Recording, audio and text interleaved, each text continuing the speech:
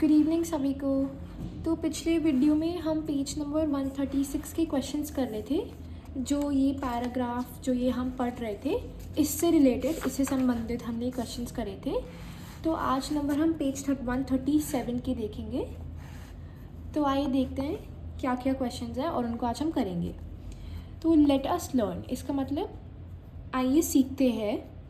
प्रियारंजन Chitra and Bala Murali share how art works of their states are made. तो ये हमने सीखा ही था, पढ़ा ही था कि प्रियारंजन है, चित्रा है और बाला मुराली वो ये बताते हैं हमें कि कैसे उनकी जो कला है, आर्ट है उनका, कैसे उनके उसके हिसाब से स्टेट में उनके स्टेट में बनता है उनका अलग उनकी art. They use some words to show the order of making it. तो जब वो बताते हैं तो वो कुछ शब्दों का इस्तेमाल करते हैं जो ऑर्डर बताता है कि पहले क्या बन रहा है, उसके बाद हम क्या करते हैं, उसके बाद क्या करते हैं, पूरा उस प्रोसेस को, उस ऑर्डर को बताता है। तो वो कुछ वर्ड्स को यूज़ करे गए हैं, वो words are given in the box below. तो ये कुछ वर्ड्स जो वो यूज़ करते हैं, जैसे to begin, first, then, after that, next, finally, at last. तो now use some of these words to complete the paragraph given below. कहते अब इन्हीं शब्द को इस्तेमाल करो जो वो यूज़ करते हैं और नीचे इस पैराग्राफ को कंप्लीट करते हैं। और इन्हें बोला है use one word only once. तो ये आप एक ही वर्ड यूज़ कर सकते हैं, हर एक वर्ड को आप एक ही बार यूज़ कर सकते हैं। तो पहले हम देखते हैं ये हमने शब्द कहाँ यूज़ करे। तो अगर आप पेज नंबर 134 पे जाएंगे और इस पे आप प्रियारंजन देखेंगे जो उड़ीसा से थी, जिन्होंने ढोकरा वाला जो मेटल क्राफ्ट बनाया था, इस पे यहाँ उन्होंने बता रखा है। तो पहले वो जो बताती है कि कैसे बनाते हैं ये ढोकरा वाला जो मेटल आर्ट, इन्होंने इसे दिखाया था कि टू बिगिन मतलब शुरू करते वक्त क्या कर रहे हैं, टू बिगिन मतलब शुरू करना। तो इसलिए इन्होंने शुरू करा। तो हम भी सबसे पहले हम साथ ही साथ एक एक वर्ड देखते चलेंगे ताकि ज़्यादा अच्छे से समझ आए।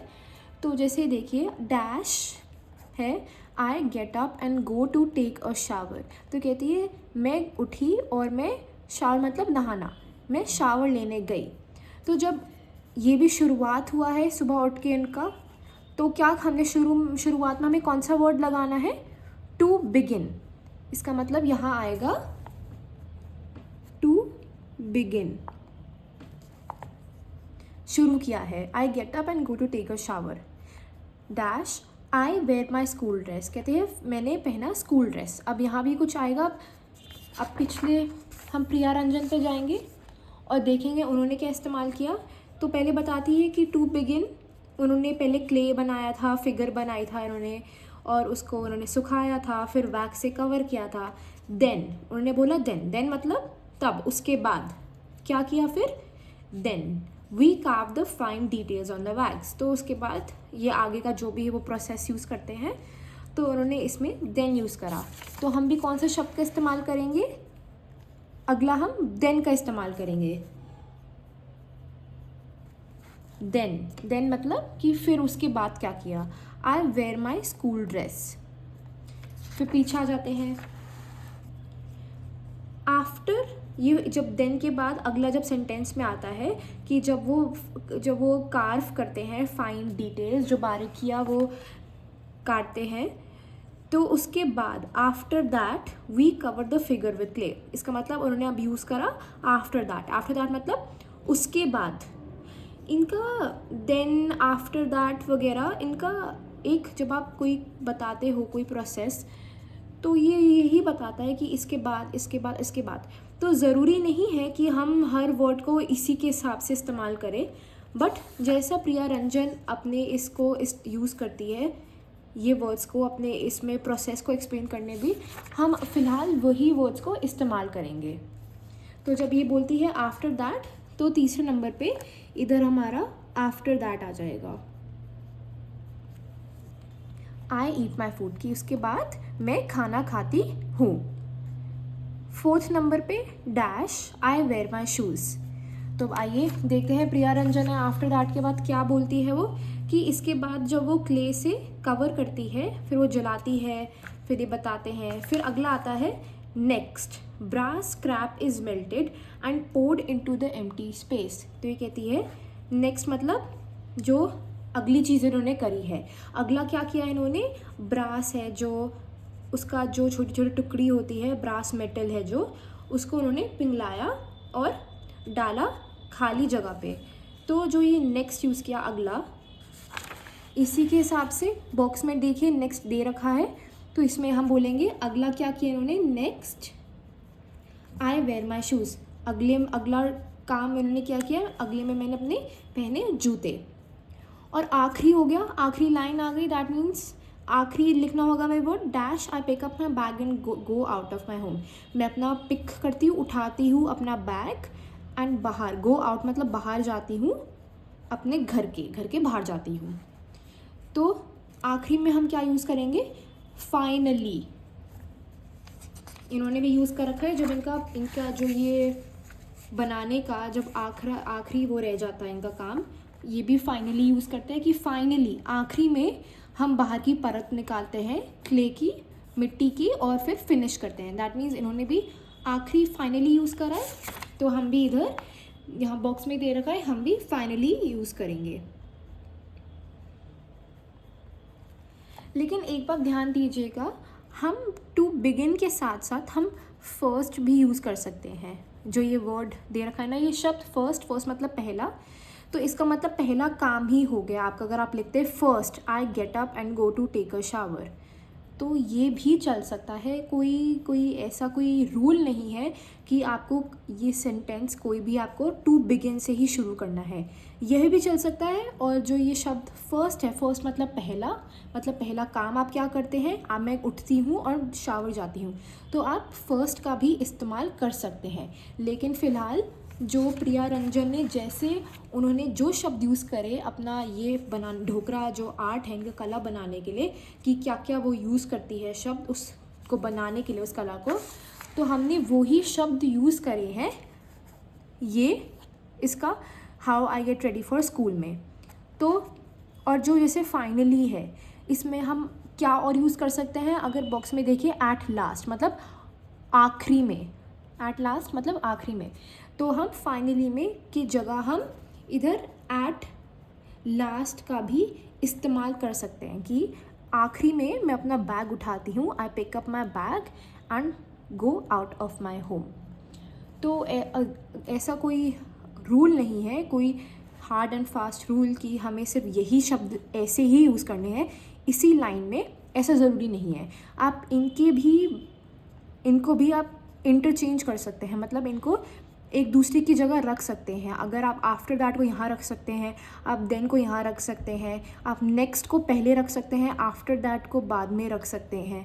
कि आप पहले लिख दो कि next I wear my school dress, after that I eat my food, और फिर नेक्स्ट की जगह आपने लिख दिया हो then I wear my shoes. ये बिल्कुल सही होगा आपका, ये गलत नहीं हो सकता, क्योंकि इन सब का मतलब ही होता है कि हाँ उसके बाद मैं ये कर रही हूँ, इन तीनों शब्दों का, उसके बाद ये, तो ऐसा ज़रूरी नहीं है इसको आप दूसरे नंबर पे ही लिखोगे, इसका आप तीसरे नंबर पे ही लिखोगे। फिर से मैं बोल रही हूँ, क्योंकि जैसे प्रिया रंजन बताती है जो शब्द उन्होंने जिस हिसाब से इस्तेमाल कर रहे हैं, हम भी वो शब्द उसी हिसाब से इस्तेमाल कर रहे हैं। बट ये बात ध्यान रखना है, इन तीनों वर्ड को ना आप पहले लिख सकते हैं ना आप आखिरी में लिख सकते, क्योंकि इसका मतलब ये भी होता है कि इसके बाद आप, इससे पहले आपने कुछ करा है इसलिए आप लिख रहे हो ना कि उसके बाद मैं ये कर रही हूँ, देन का मतलब कि कोई चीज़ हो गई है देन, इसका मतलब उसके बाद मैं कुछ करती हूँ।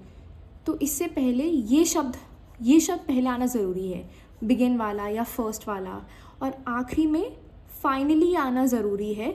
ये आप बीच में नहीं लिख सकते, क्योंकि इसका मतलब आपने काम अपने सारे ख़त्म कर दिए। तो इसलिए इसको अगर आप काम ख़त्म कर रहे हो आप आखिरी में ही लिखोगे ना, तो फाइनली मतलब आखिरी में, कि आखिरी में मैं उठता हूँ या घर से बाहर निकलता हूँ, तो फाइनली आप आखिरी में यूज़ करेंगे, और टू बिगिन वाला आप सबसे पहले इस्तेमाल करेंगे। आपको आई होप समझ आ गया हो। अगर कुछ डाउट हो आप मेरे को कमेंट में पूछ सकते हैं। फिर आता है the children from, second question है, the children from different states each speak about one art form from their state. तो जो जो बच्चे हैं अलग अलग स्टेट से थे, वो अपने अपने अपने आर्ट के बारे में बताते हैं ना अपने स्टेट के। व्हेन दे स्पीक, जब वो बोलते हैं, they use the first form of the verb. It shows something that happens regularly. तो जब वो बोलते हैं वो वर्ब का फर्स्ट फॉर्म यूज़ करते हैं जो दिखाता है कि कोई चीज़ हो रही है, उसको प्रेजेंट टेंस बोलते हैं। मतलब कि जब आप कोई सेंटेंस आप बोलते हो, कोई आप लाइन इंग्लिश में बोलते हो और जो दिखाता है कि वो चीज़ हो रही है, मतलब वो अभी आप कर रहे हो, उसी को प्रेजेंट टेंस बोलते हैं। जैसे मैंने इधर एग्जाम्पल में लिखा हुआ है, प्रेजेंट टेंस मतलब उस लाइन को हम प्रेजेंट टेंस का बोलेंगे जो काम अभी हो रहा है या हमेशा आप करते हो, जैसे कि या कोई आदत हो।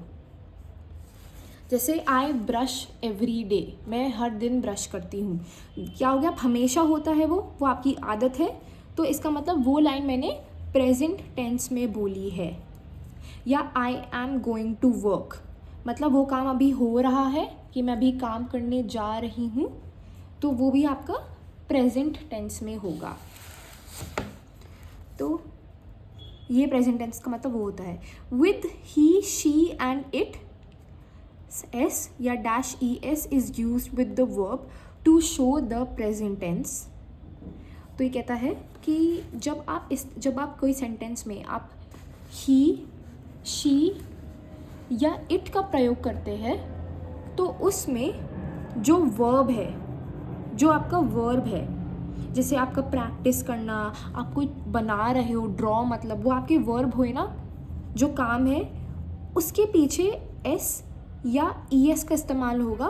वो वर्ड की स्पेलिंग के ऊपर डिपेंडेड होता है, तो उसके हिसाब से आपको ऐसे ई एस लगाते हो।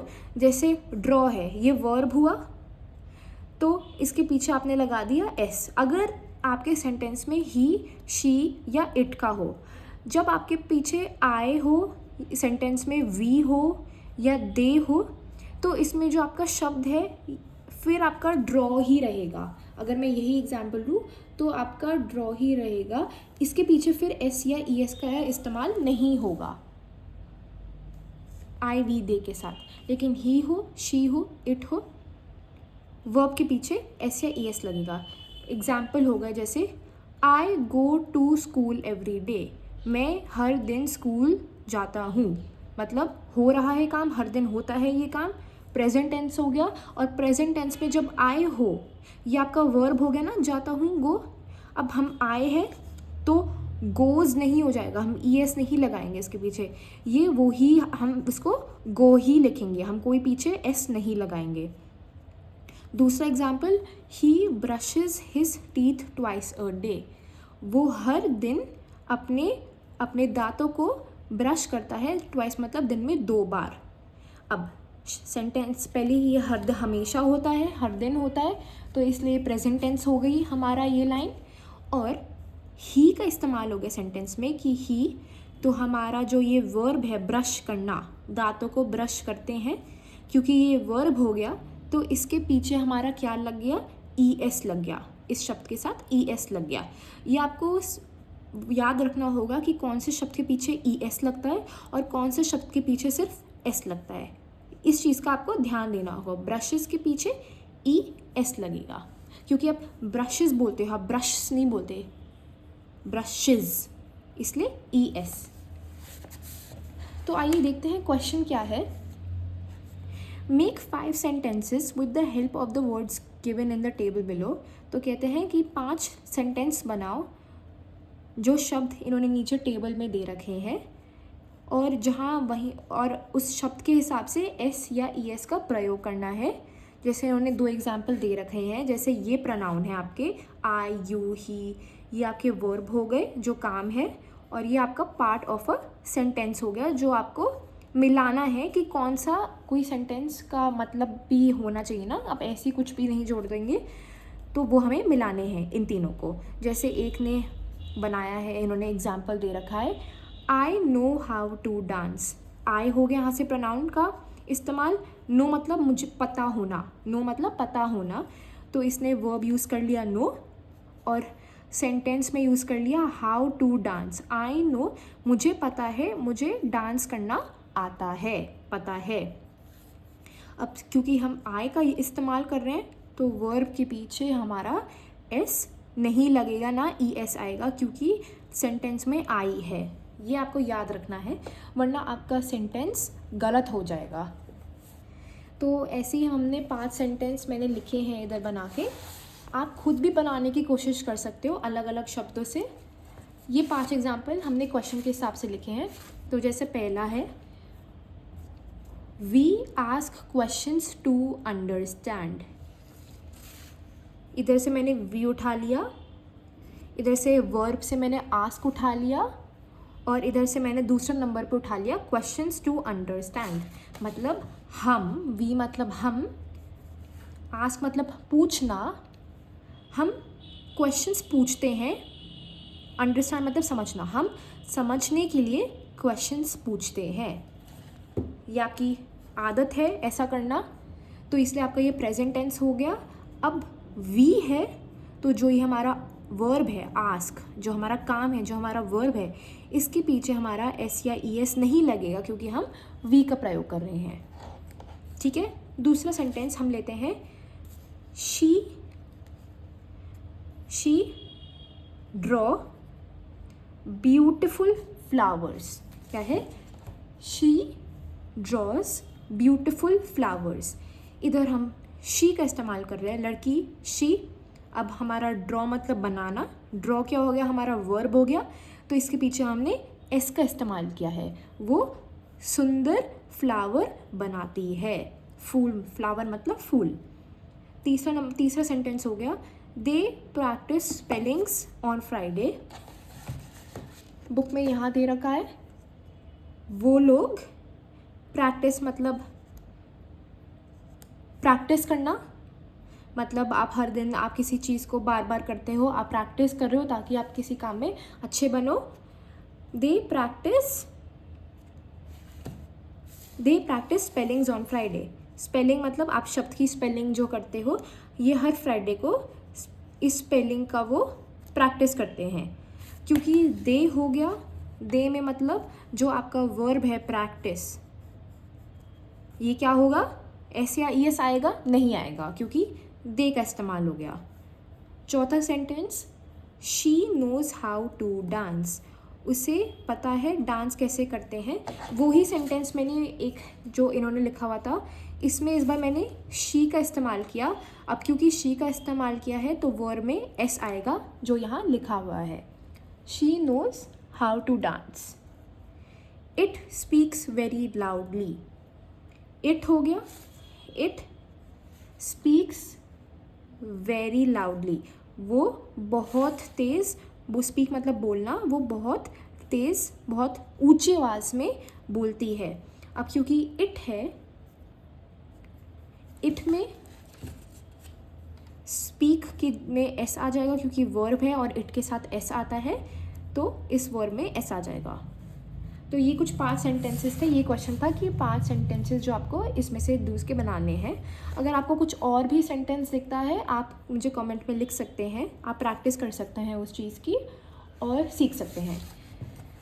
तो वर्ब का एस और ई एस का ज़रूर रखना है ध्यान में। तो इसी के हिसाब से हमारे ये क्वेश्चंस ख़त्म होते हैं और कल हम अगला चैप्टर करेंगे। Thank you.